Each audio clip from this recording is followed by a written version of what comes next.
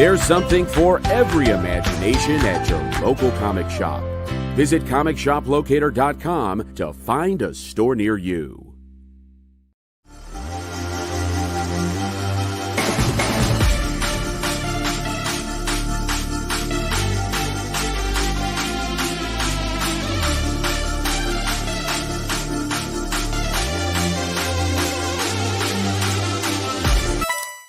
Hey, I'm Garrett Gunn. You might know me from Good Boy, Warcorns, Franklin and Ghost, and you're watching The Experience. Hi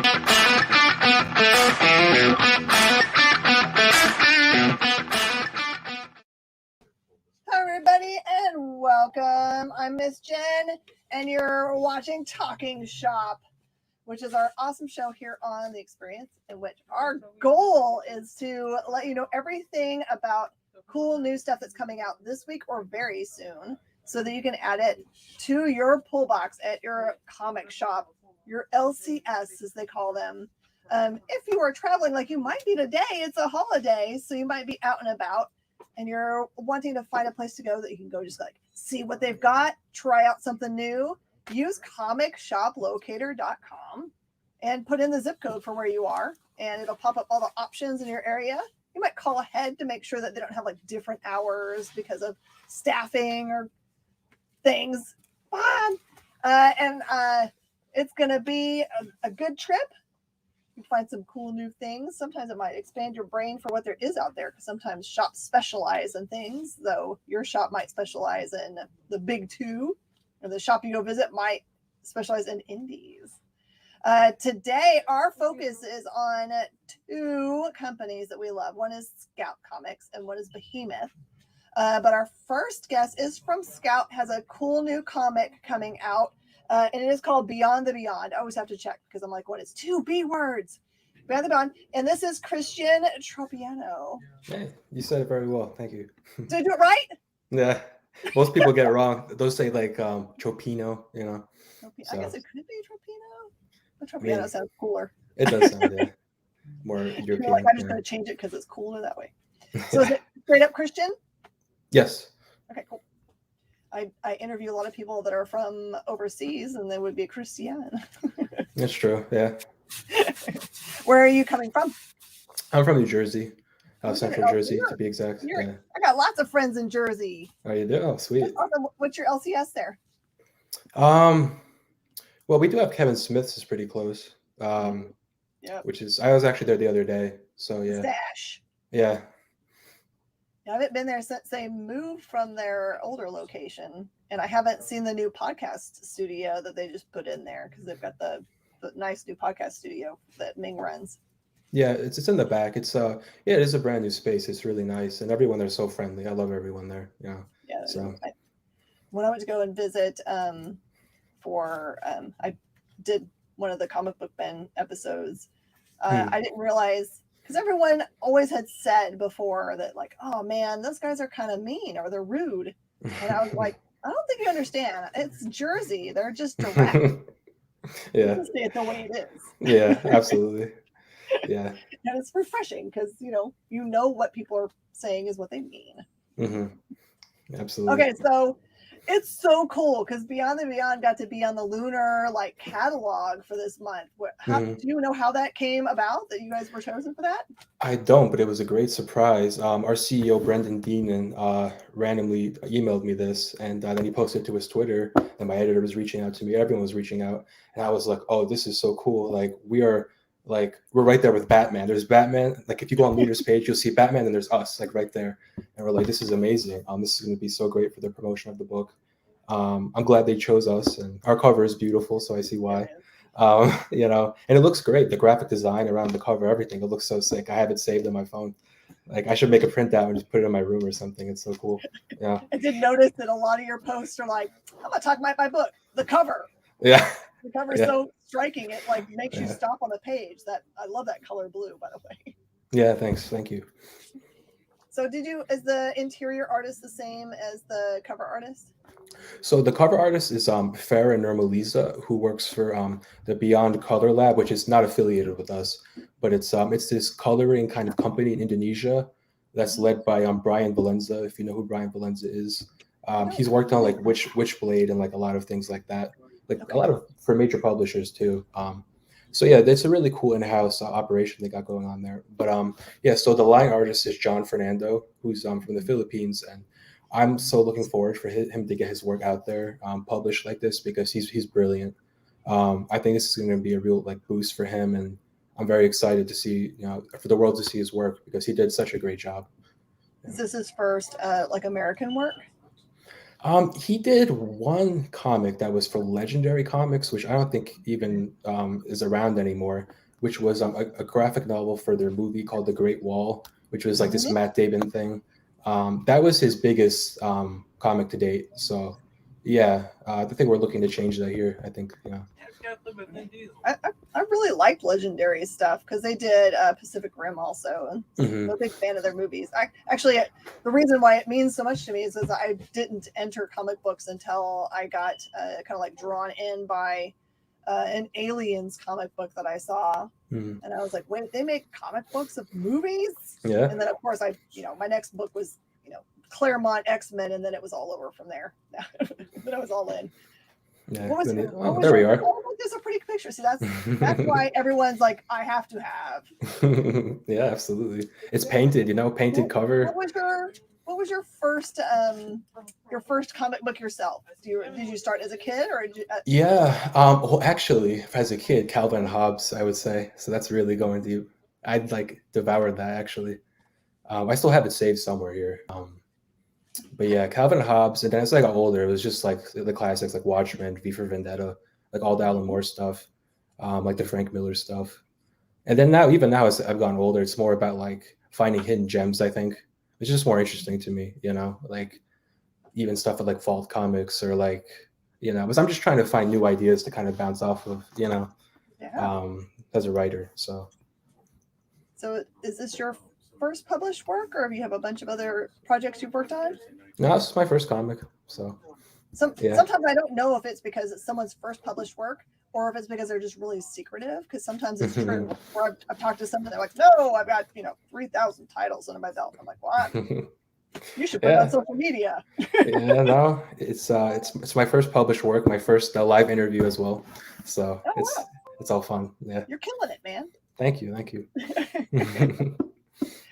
So, have you always wanted to write in comic books, or is it just like any medium would have done? Would you like a novel or anything? Well, now that I think about it, when I was even like elementary school, I was writing comics in my art class. So I think it's always kind of been in me. This story in particular was so suited to be a comic because it was so visual. Like prose wouldn't have done it justice, and I'm not like I'm okay with prose anyway, so it's like whatever. But I do have like a good design sense, and I really enjoyed the team building around this. So like working with John and working with the colorist, everyone, it's almost like you're the director of like a little micro movie, and you're just kind of plotting everything out. So yeah, no, this story was meant to be a comic for sure. So did you have to learn how to write script in the comic way, or did people just like say you just write it out and we'll figure out what you want? Yeah, so this comic actually started off as a movie screenplay. Yeah, so I had to learn comic format after that, this is like 2018. So I picked it up fairly quickly, and yeah, I enjoy it. It's actually a very simple way to write. It's like you have the dialogue here, the description here. It's like 2-column panels. It's great. So yeah, no, it wasn't too hard to learn, and now it's like it's nothing for me. I could do it pretty easily. Yeah, I'm an old school script writer in which I still write it the movie way. Because to me, it's very nearly the same thing, unless you really care what's going to be in a panel. You need a lot of description. A lot of artists like the freedom to put what they want in a panel. Just give me the vague idea, and then I got it. Yeah, well, like I don't know how you see this, but I see like scripts as just a blueprint. Really, that's all they are, in my opinion. Because everything is always being edited every time. Like we're still editing dialogue now. Like it's just a blueprint to set forth as a foundation for everything else. Yeah, really. Yeah, it's just I think comic books are a lot like making movies. Honestly, that you get on set, and the editor gets a look at it, and then make some suggestions that you're like, I would have never thought of that, and that's brilliant. and then some tweaking in dialogue or imagery, and then all together as a team, it makes like a really perfect thing. If you can't do this business really if you're like, no, it has to be exactly what I put down on the page the first time. Yeah, absolutely. And that's the fun part about collaboration. Everyone puts their own ideas in there. And overall, it makes it better work because you can't do it alone. You know what I mean? So, Yeah. mm. So what's the general storyline for this book? Give the pitch. Sure. So, Beyond the Beyond follows Nova Vega, who's the daughter of this legendary space explorer family. So it's like a long history behind that. But she grew up orphaned. Her parents went missing when she was a child.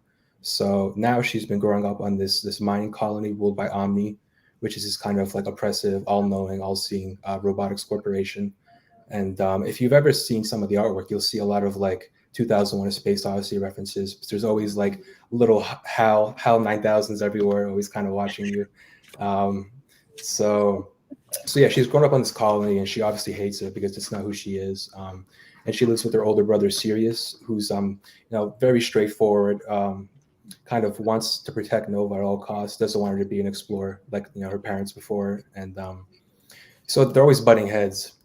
But eventually, an argument goes too far, and she just says, screw it, I have to get out of here. So she plots her escape to the planet where her parents never came back from. So while she's risking herself, Sirius has to go chase after her, being the good big brother that he is. And of course, Omni's always watching, so they'll have their say in it too, and they'll follow the chase. I like sibling interactions because unless you don't have a sibling, it might probably be hard to imagine such things. But our sibling relationships are just kind of like proving grounds for good storylines, I think. Do you have siblings? I do. I have a younger sister, and it's funny too because like the character of Nova is me, like how I was as a teenager. But now, as I'm getting older, I am like the serious, like I'm very like protective of my younger sister. So it's like, and we're very close, but so it's like I'm both characters at once now at this point. So did you have dreams growing up or still of going to space? I always had I was like Nova, like in the sense that I wasn't really content with kind of where I was and like the people that were surrounding me. And it was always just this dream to kind of get away from that and, find yourself like the typical teenage, like all those movies, the same. It's like, what's the phrase for it that they, new age or coming of age. It's like the whole coming of age thing, we all wanted. So, yeah. So is this series focusing in on the mystery of the parents, why they never came back? Mm-hmm. Yeah. So as Nova explores the alien world, which is called the Misty Planet, and the Misty Planet's a very fun planet. I don't think I want to spoil much about it because if you read the comic, you're going to be surprised. So it's very unconventional. Yeah. So I can't spoil it, but so as she like descends deeper into the Misty Planet, though, she learns more and more about what happened to her parents and learns more about the history of what led human beings to go out into space and why Omni is the way Omni is. And she meets a mentor figure as well, which is always fun. Like her little Ben Kenobi, who kind of teaches her the ropes. So it's going to be a lot of fun. So how old are these siblings? Well, Nova's 16. Sirius is like in his early 20s. I'd say like 21. And Sirius is a very hard worker. He works very well for Omni, makes him a lot of money in the minefields, mining the resources that power the entire colony. And that's what he wants for Nova, but that's just not who Nova is. And she just wants to learn the truth about everything because she knows just there's something wrong about all of this. Yeah, she's a curious younger sibling. That's pretty awesome. Yeah. So, do you have this in your mind as being an open and closed storyline, or if it did well and someone said, "Hey, we have other storylines that expand from this one," you have that all set up? Yeah. So right now, Beyond the Beyond is a 4-issue series, and when it's collected in the graphic novel, it's a graphic novel that's from beginning to end. But however, like if people like it enough, I'm absolutely right. A sequel, so you could watch Nova grow older, watch her mature even more as a person, which I think is going to be the most interesting part if I ever do a sequel. But yeah, honestly, you could even think of this as like a movie series. So, this comic is the first graphic novel slash movie, and there'll be a second graphic novel, if I so choose, and if people are wanting it. So yeah, that's kind of how I think about it. Yeah, it's been interesting to watch Scouts, the way they've been expanding their comic line and its reach. Because when I first started following them, they were just focused on being a comic company. And I met them at when I went to go see them at New York Comic Con, and I can't remember what year, maybe 2018. They had just made their partnership with Tennessee, and I can't remember their other entertainment arm person. And it became clear that they were going to start looking at the things they were doing going forward, and then at their own things as being things that might be nice to be on a screen, big or small. Did you kind of envision yours? Like you said, you wrote it more like a movie script and you were thinking about it. Does it lend itself very easily to that visual medium? Yeah, absolutely. Yeah, I mean, as you said, I did write it as a movie script first, and just the pacing on this is like you won't get bored when you're reading this comic. The pacing is very, very like succinct and very to the point, and it's fun. There's a first act, second act, third act, resolution. It's got all of that.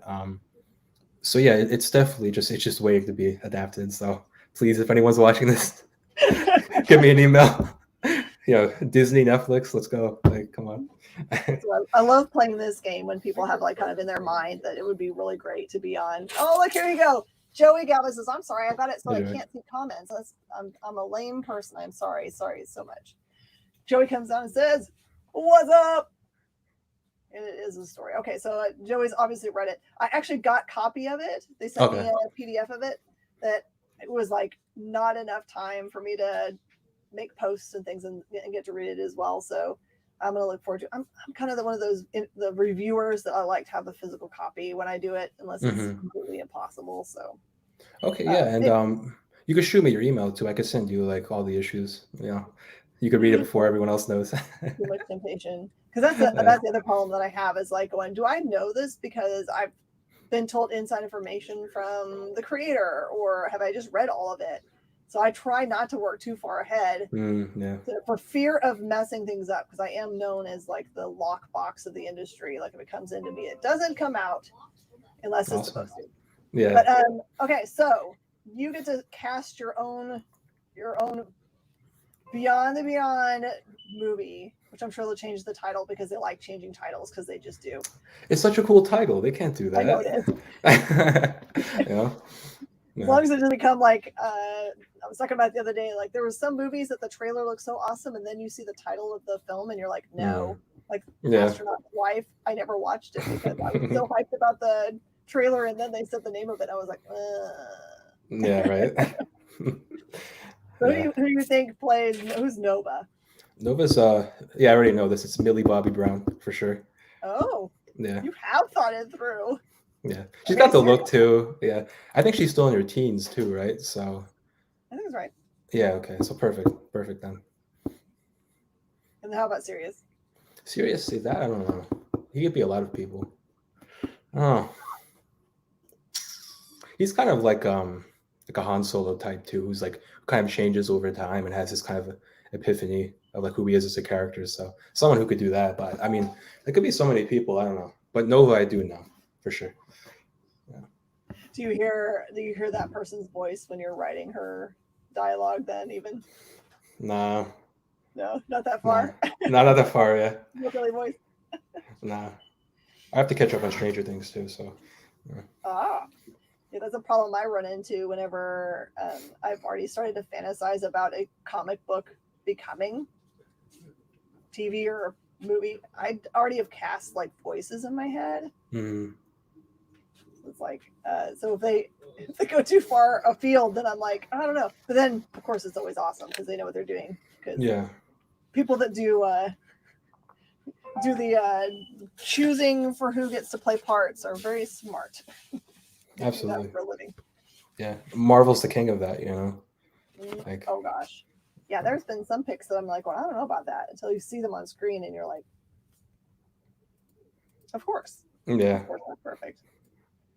So, do you have a favorite favorite sci-fi film? Yeah, I guess the three would be 2001 for sure. Inception I like quite a bit. Ooh, Yeah. awesome. And then like of course like Empire Strikes Back, you know. So why not? Yeah. Yeah. Gotta throw it in Come there. Yeah. on. What about you? Are you a sci-fi like person? Oh, so I'm such a big sci-fi person. Hmm. I kind of rotate my obsessions with them.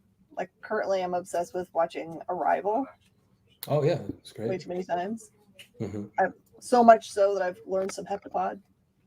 You know what's crazy is that you would have sworn that someone would have been smart enough to take at least the stuff that you see on the screen in the movie and make a book, how to, read heptapod to just, Right. as a coffee table book or something. But no one has done it. There is a how to read heptapod book out there, but it really has nothing to do with that movie or heptapods at all. It's just some weird thing that someone put together. Yeah, I don't know how they like. That's such a creative movie. It's like I think they collaborated with linguists for that, like probably like Noam Chomsky or something. Just like I think it's Eric Heiserer. Eric Heiserer usually writes he wrote the Dothraki language for Game of Thrones, and he wrote that. He does a lot of alien or foreign language writing for film. He's amazing at it. it's like the most niche thing ever. So imagine putting that on your resume, alien language writer. Yeah. It's like, that thing that you've been trying to learn from watching Game of Thrones too many times. Yeah. So funny is they always sound like real languages. Like they Yeah. really Yeah. thought it through. Yeah. Star Wars too. Like what else? Star Trek. Everything. Klingon. People speak Klingon. Do you know Klingon? Like people know. I don't, but I'm always impressed by people that do. Like people that can do full, seen people at conventions have big panels where they are as Klingons do Shakespeare. That's amazing. I love that. Yeah, it's really. I see that. Do you listen to specific? I see your guitar in the back. Do you listen to or play specific kinds of music as inspiration for when you're working? Back when I was coming up with the idea, for sure. Like, it's a good question. The video game soundtrack, like Hans Zimmer stuff, of course, like spacey stuff, Star Wars soundtrack. Yeah. I have like a little playlist somewhere here. Just anything that sounds spacey, anything with like big synthesizers or like orchestras and like ambience. Yeah, just anything like that for sure gets you in the mood. Oh yeah. Joey's seen the Lunar magazine cover also. I can't get over how big that is. It's so big. It's the everybody the cover again, JD, because it's just so pretty. He's in a lot of that. Oh, I caught him. Okay. There it goes. So yeah, I can kind of point things out. So yeah, there's Nova. That's the Misty Planet. So that's like the object of her desire right there. That's where 2/3 of the story is going to take place. And then behind there's one of the Omni robots, and they're always watching. They're always behind her tail. So that's kind of the representation there. So are they like free floating objects, or do they have legs, or? Oh, they're free floating. Yeah, and they have the one arm. And if you look closely too, this is a little design thing we came up with. If you have an iPhone. We do. So if you look at like the front face of the iPhone, you can compare it to the front face of the Omni, but in terms of the camera, if you see what I mean. Oh, you got to be kidding me! Oh, that's awesome. Yeah. Now I'm a little freaked out. Little metaphor, yeah, little thing there. So.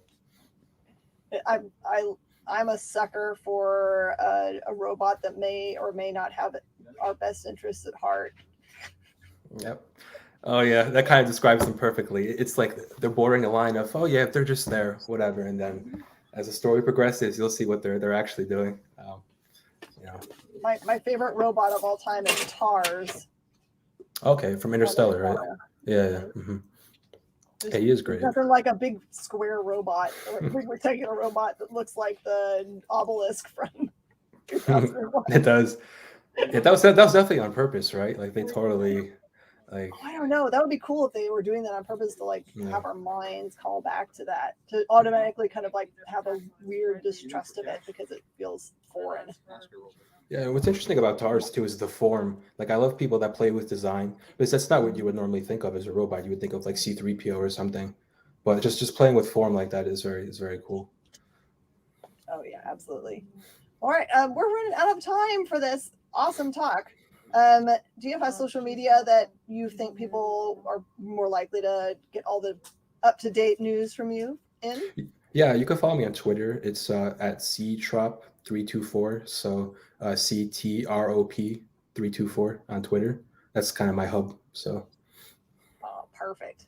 Well, thank you so much, Christian. I'm super thank excited you. about getting to read this book because I'm a sci-fi crazy person, and I hope you have lots of conspiracy theories I can follow down rabbit holes in it because that's my jam.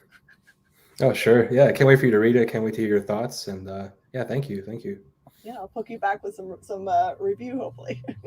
Oh, awesome. Can't wait to see it. Thank you. All right, everyone, stick around. We're going to take a quick break and we're going to come back and talk to Kevin Rodatelli from Behemoth. Thanks, Christian. Thank you.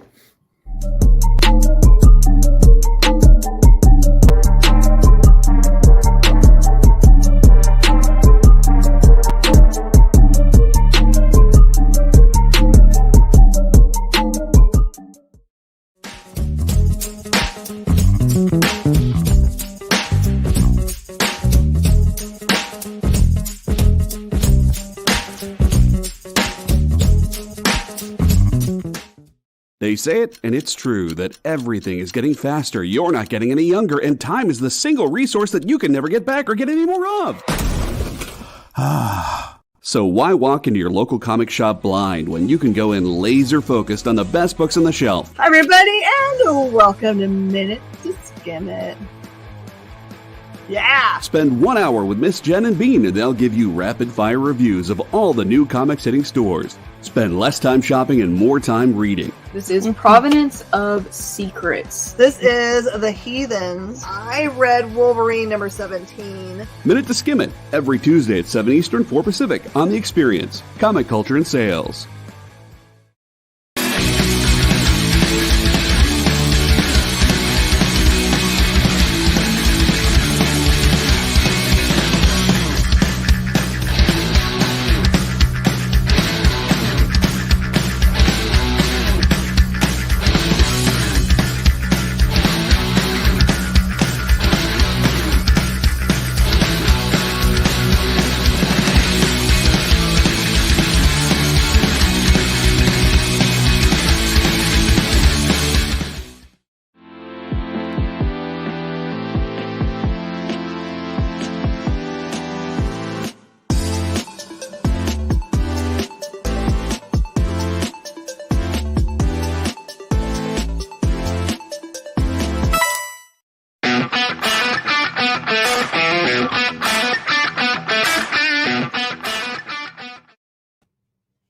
Everybody, and welcome to Talking Shop. We had such an awesome interview. I love talking to first-time creators. They have so much excitement and they're a little bit awkward, which lets me know that they really care about what they're doing, that otherwise they just be like whatever and blow it all off. But yeah, that was an awesome interview. Thank you, Christian, so much for that. And now we get to talk to our friends from Happy Tank / Behemoth. Whoa. Hey, how you doing? I'm doing awesome. Man, your hair is top notch today. Well, I'm working on it. It's look like something, so it's not bad. Right? You're going to become that guy from the Alien show. I'm ready for the 70s, you know? Let's go back in time. Where are you broadcasting out of? That looks like a really cool location. Oh, in Behemoth office in Dallas. So I'm right now in Texas. Not in Quebec this time, right? 2 hours away. I could drive and awesome. Dinner maybe. Oh, that will be awesome. Come by. Well, we are right now like making a lot of renovations, so the office looks like nothing, but it's gonna be so cool. So yeah, we made a cool spot right now for our live video. So right now working on it, but it's gonna look cool. Okay, so now that I know you guys are so close, I don't know why I didn't know your offices were in Dallas. It's so silly. Yeah, well, actually close by Dallas. Well, I don't know. I don't really know Texas, but it's in Richardson. Oh, yeah. It's just a suburb. Yeah. It's a really nice suburb. Yeah, it's a cool place. Cool place. So you're there helping do the organization of the space? Yeah, that's what we are doing, and we had like a couple of meetings to do in LA. So 3 days ago, we were in LA doing meetings, which were pretty cool. We have some exciting stuff coming up following those meetings, and yeah, we are working on a bunch of stuff, like preparing the Free Comic Book Day book right now, and many other series that are coming up. Bunch of licenses and even more because we do video games, vinyl records. So yeah, that's pretty cool. I gotta see So the that's a record. vinyl we did release. Oh, The dead set. So yeah, it's pretty badass one. So I love the yeah. color. That is so my colors for the store. Yeah, same. I love those colors. But yeah, we have a bunch of stuff going on right now. So super exciting time for us. So okay, so basically my entire background is all I love it. behemouthed out. So is everything still coming out for you guys when it was supposed to? Are you guys experiencing what I'm seeing from a lot of other publishers that titles are getting pushed back a little bit for timeline just because of the shortage of paper? Yeah, pretty much all our series has like a 1 week or even 2 weeks sometimes of delay to hit the shelf. It's so hard to predict. Most of the time, we know it when we see online like comic book shops say, "Oh, we just got this book." Well, okay, cool, but we don't really know. It's most of the time a surprise event for us when the book will drop, which sucks because we would love to know it as well. Because like you as retailers, you want to promote the books that you get on the shelf, so.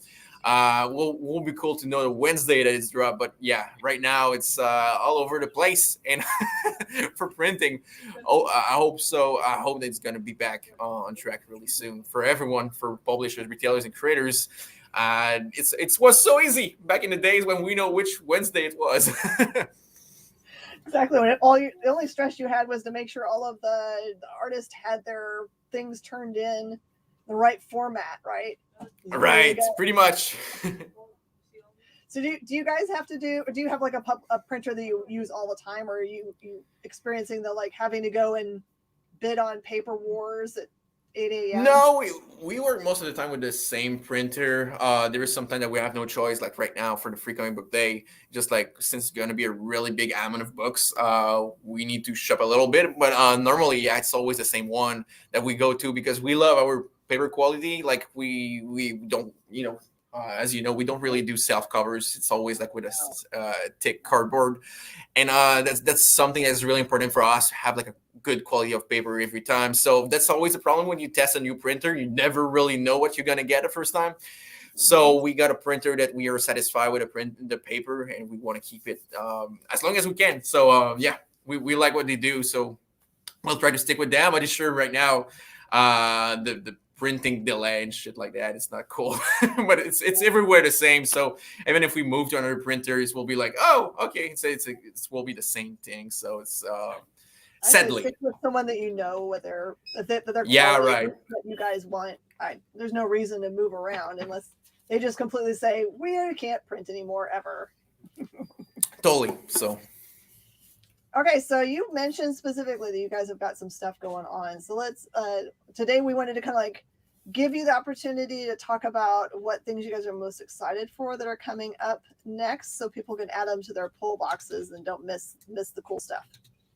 Of course. So we one of my personal favorite series that I've read this year is the series that we published. It's Until My Knuckle Bleed by Victor Santos, and that one supposed to drop at the last Wednesday of the month, but probably is going to be the 1st of February. So Until My Knuckle Bleed, the number one.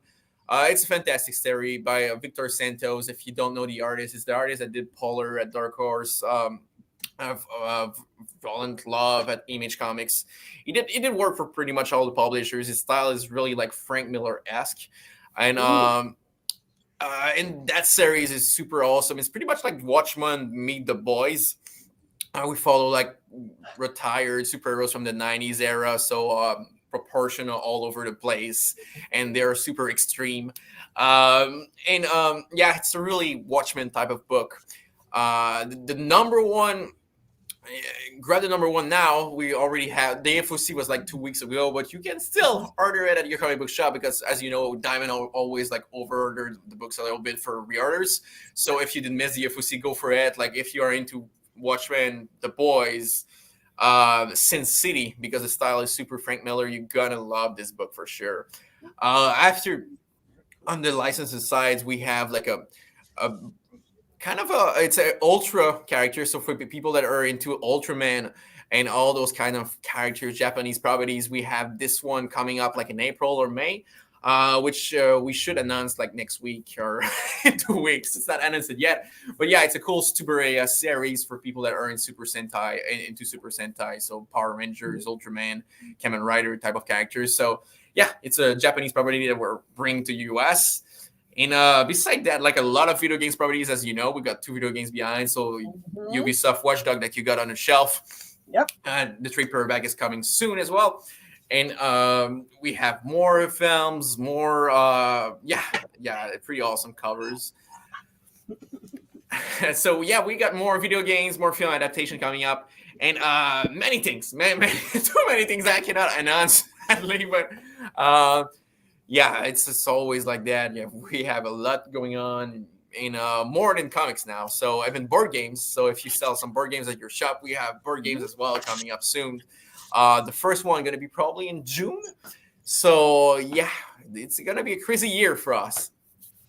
So tell me about this. Okay, so when you guys are doing collaborations for doing adaptations of video games, is this like they're reaching out to you as a company and saying we'd like to make adaptation, or are you approaching things that you like as licenses and say, hey, we think we can do something really great with your video game universe? How does it usually work out? Yeah, most of the time it's us reaching out, like stuff that we love and are passionate about, and we're like, oh, we want to do it, and we think it's going to be do a lot of money. So, so that's pretty much what we do. We'll reach out and we check what we could do, what is possible. You know, it's always like sending 1,000 emails, and there is like 10 that will reply, and those 10 are probably the coolest because the people that want to work with you and people that you want to work with. So most of the times, the best collaboration that happened this way, you know. So yeah. Super excited for what's coming up. We got some really, really cool books that will be on the shelf in the coming months. Check this out. But yeah, most of the time it's just emails and emails and emails, and one day, boom, we got the right one, and shit happened. Okay, so the album that you showed, is that original music that's being written for? No. That's actually. No, it's a new album that just released. It's not like a re-release, and it's a brand new thing. You know that is now available on our website, and we got a bunch of bands that we do limited vinyls like that. So it's super amazing. Look, go check this out. All the artwork, the music is super cool. If you're into punk rock, metal, and stuff like that, there is a little bit of everything for everyone. So are any of these? Because I'm thinking of the way like Z2 is kind of known for putting together musical acts that have always wanted to do comic books, or maybe they haven't thought about doing it, but then when it gets explained to them, they're like, yeah, I want to. So like Skillet's has 2 graphic novels with them. Right. Like, do you think any of the music related things that you've got, do you think that there'll be being comic book stuff coming out of any of those things? I cannot say no, but yeah, it's something that will happen. We are right now working on it, but I cannot really talk about it because it's too soon. But yeah, it will happen. Well, that's really. I mean, so you're working with music, comics, video games, video games, table games. The first one will be Postals, and it's adapted from a video game series. Sold millions of copies, an indie video game series. If you are into like old school shooters like Duke Nukem, Doom, Wolfenstein, and those games from the 90s, you probably know Postal. And we're working with those guys running with setters, and they are super cool. And we are making the card games for it. We'll probably release this summer. And it's a really fun universe. It's like with really dark humors, and it's awesome. and Rob is working on it. The Artist of Freaks now. So okay, I'm just trying to figure out how table games get made. Do you have like a division of your company that their skill set is creating gameplay for things like this? Yeah, we just started this. So yeah, we have some people that has like experience in board games that are actually contributing to it. And we are right now developing those. So the first one is the Postal one, and we got others coming up with big licenses on it that we are working on the board games. So we have card games, tabletop that will be coming up in the next year. And of course, 2023 will be really the year where we will start dropping board games. And it's going to be fantastic. We have like a few developers, artists working on them. So it's pretty much like developing a video game, actually, but it's a physical thing, you know? So it's a fun process.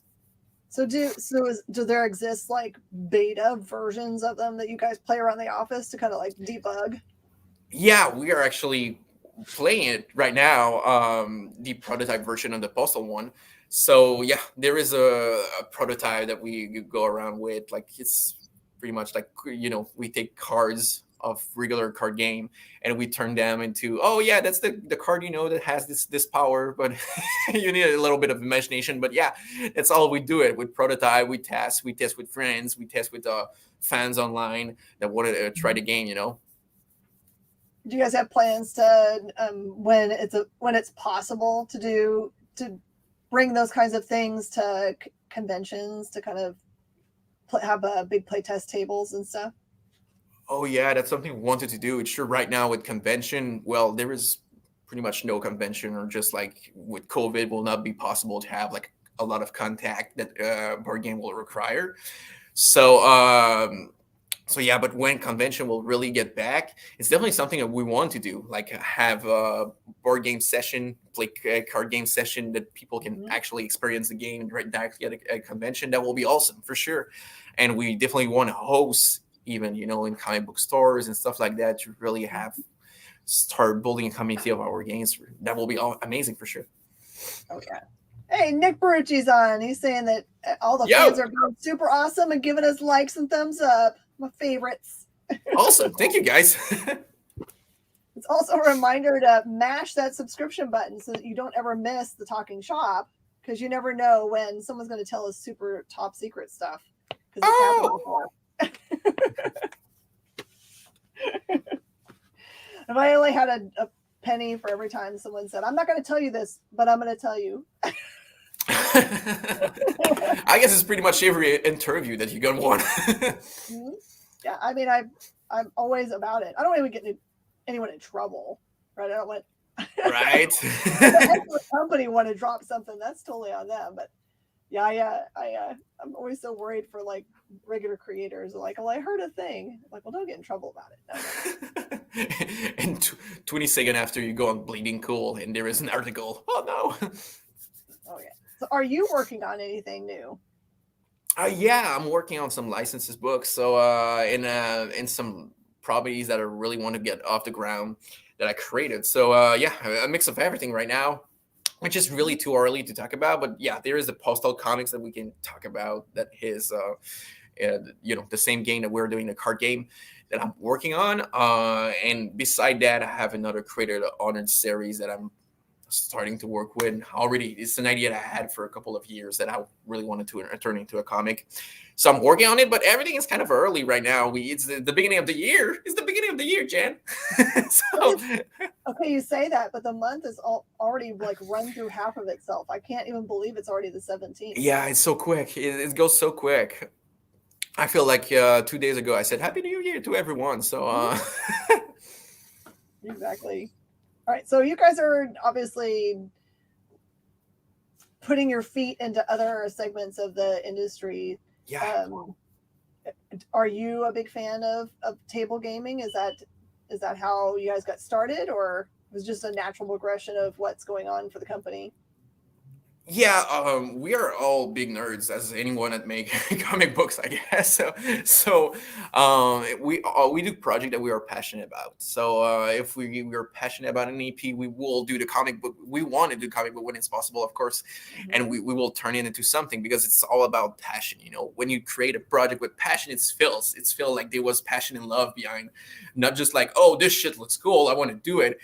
When there is no passion, you know, it's feels like it was just done for the money. So this is always important for us. We are a fan, first of all. So it's feel when you touch a project that was done by fan and with love. You know, that's why the Mandalorian, for example, is so good, because Dave Filoni and all this crew are fan of Star Wars, first of all.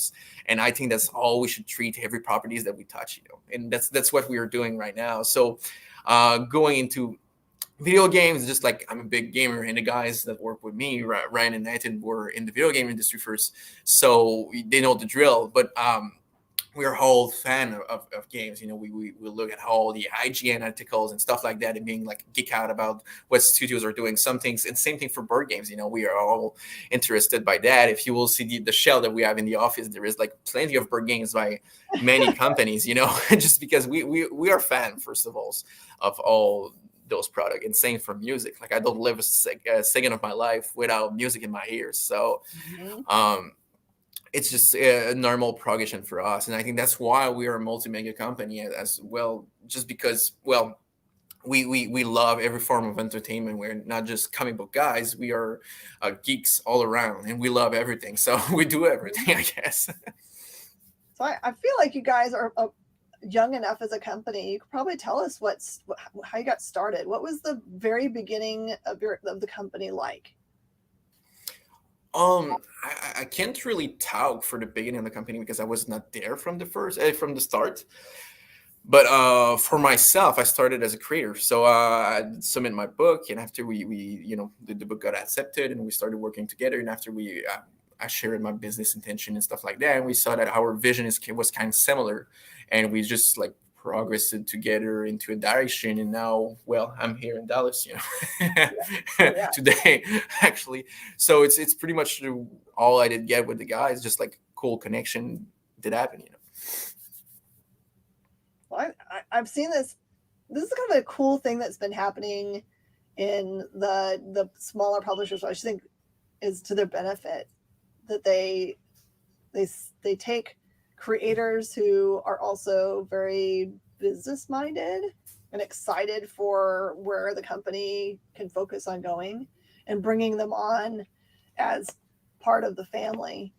And you can really see it make a difference in how their growth is, and how much excitement there is about it. Because it's not anymore just like people working for a paycheck. It's people that like have a common goal to bring entertainment out there. Was that kind of your way that you started? Oh yeah, totally. Because I think it's come back to the passion and love for what we do. I think it's just like it's not a job. It's like if we treat everything like as a hobby, you know, not an hobby, but something that we are passionate about. It's like we are not working, you know, doing this 7 day a week.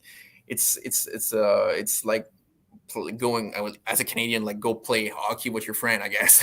But we are making books in some way. So that's what's awesome about it. I think it's just like we don't see the days, we don't see the hours of the days. We're just having fun making it, you know, while building something bigger than and trying to have a small part of the entertainment industry and bring what we love to and share what we love, you know, with other people that has a similar taste in us. And that's the goal.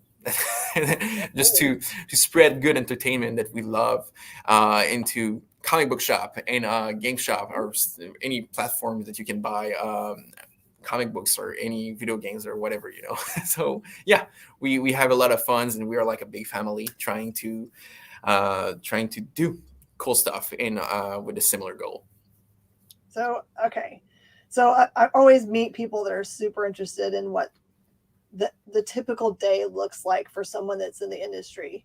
Walk someone through your typical day. I wake up, I drink a lot of energy drink because it's needed. It's part of the job.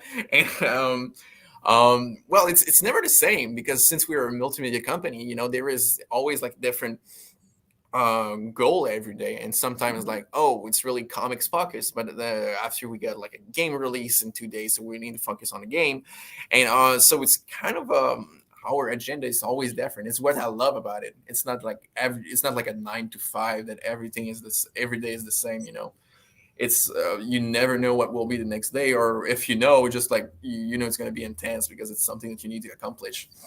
Someday I'm writing, the other day I could be working on marketing for a book, I could be talking with retailers like we are doing right now, or podcasts and stuff like that, just to promote what we do. So it's never the same, but it's always with the same goal in mind of sharing our project and what we are passionate about. So, but the typical day, there is no typical day, I guess, especially for someone that is just a writer, just wearing one ad, for example. Like probably you wake up, take a coffee, and start writing, until you pass out. But for me, it's sending a lot of emails is probably the most common thing I do every day. So are you a morning person or a night person? Or are you someone that doesn't need sleep at all? Oh no, I'm a big morning guy normally. I love to start really early and get to bed like at midnight. Most of the time it's like 6, maybe like 6 to midnight is my personal window. And when I break this window, I'm just getting like a lot of energy drink like that to to finish the day after. So I apologize. You probably escaped Canada to have some nice warm Texas weather, and I don't think you're getting it right now. No, the first day I was in Texas was freaking cold. I was like, oh damn, that's Justin Trudeau that didn't want to punish me because I did live as good old Canada, Yeah, it's been a weird Right? already for us for weather, and we're supposed to warm up the next couple days. I mean, Awesome. so much that it's going to be like 70 during the day, but then it's supposed to go back down to what it is now, which is to us very cold. To you, probably shorts weather. No, it's not sure. It's still cold. I mean, it's kind of funny because when there is snow, it's feel less cold than when there is no snow because the snow block the wind. And when there is no snow, like we had like 2 days ago here, it just felt pretty much like winter because Canadian winter because you had all the wind directly on you, So winter when there is the snow is cold, but it is pretty much as cold than temperature like that, just because the snow is kind of a wall in the Matrix. So Yeah. So of the things that are coming out, music or games or comics from Behemoth, what is what you as a fan, consumer of things, what is the thing that makes you the most excited right now? Oh, Until Monaco Bleed. It's a really, really well written book. The artwork is beautiful, like I said earlier, like Frank Miller-ish. So if you love Sin City, you're gonna love this series. On the video game side, we got Blank Frame releasing at the end of the month on Steam, January 28th. It's a really good psychological horror type game. If you're really into narrative type video game, super short. It's like 3 hours maximum for the gameplay, but it's a great interactive experience. So I recommend it to everyone that are really into horror type of shit. So like, for example, the Babadook or movies that are more in the vein of like all the Ari Aster films, like Hereditary, Midsummer. It's a game for you, and you really enjoy. And I think it's a game that can be enjoyed by people that are not gamers because it's a really narrative driven game, and it's a really beautiful tale, well written, a good introspection on depression as well. So yeah, it's a cool intellectual game, I guess, that you're gonna love experience it. I think that anyone that likes storytelling gonna fall in love with this game. So January 23, Black Frame. So you can go to the Behemoth Steam page to find the game, and it's super cheap. It's only $5. Okay, so this is I would be labeled noob at this point. So Steam is a platform that you don't have to have like a console or anything specific to, that you just play it through your Yeah, computer. it's like the main PC place to the main place to get your PC game. My son right now is being so embarrassed, I'm sure. It's like, gosh, Mom. No worries. Mine either will not know what Steam is. No, I think it's normal. It's like it's on them for not teaching me. They ask me for Steam cards all the time, but I don't know what it gets. Oh, there you go. Oh, this is so awesome. So, okay, so when is the music starting to release? We already got some out. This one is available, and we got other on the website. So allhailbilma.com.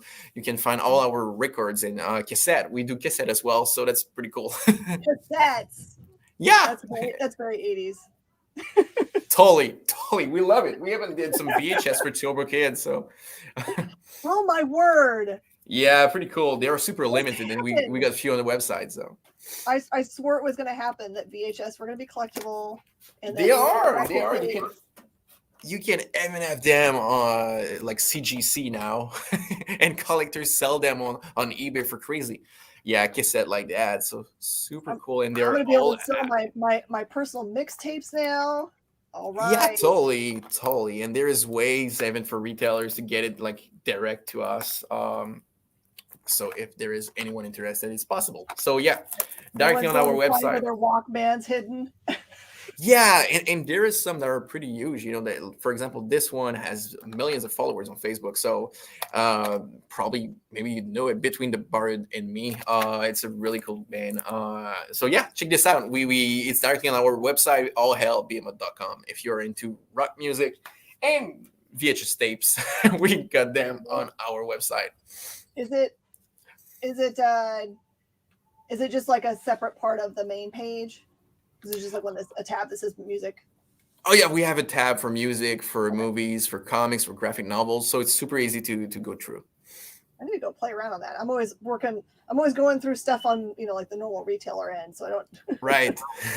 stop on people's web pages in a while, but I should go hunt around there because I didn't know you guys did music, and that's totally my jam. So Hell yeah. all right, Kevin. So tell everybody where they should follow you. I know. How do they follow you best? Twitter, Instagram, Facebook, Kevin Roditelli right here. So Kevin Roditelli everywhere on the Wild Web.